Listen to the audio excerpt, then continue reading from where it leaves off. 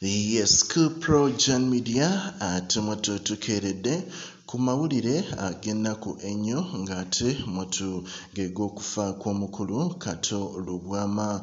Okufa kwe ate kukubye wala nnyo bannayuganda naddala abali mu art industry olw'ensonga nti omukulu ono contributinze bingi nnyo naddala mu bintu bino ebya art, ebya music, dance and drama, era abantu bangi bavuddeyo mu nnaku ey'ekitalo naye nga teri eyadisclosinze ekituufu ekisse Kato lubwama naye nga bambi nnaku njereere.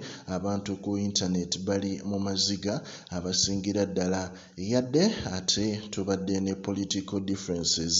Omukulu ono azze alumba nnyo ekibiina kya Nuupu, azze ajerega nnyo omukulu Bobi Wine n'obwana bwa Nuupu nga wazze abuyita, naye ng'ate wodda ku sayidi eri abadde musajja comedian omulungi era nga buli omu abadde anyumirwa nnyo content we era abadde anyumirwa nnyo ebigambo bye.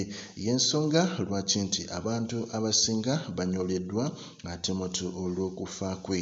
Naye nga katwetooloolemu katono tukuleetere updates endala ku nfa y'omukulu Kato lubwama. Omupya subscribinga ku Pro Jan Media.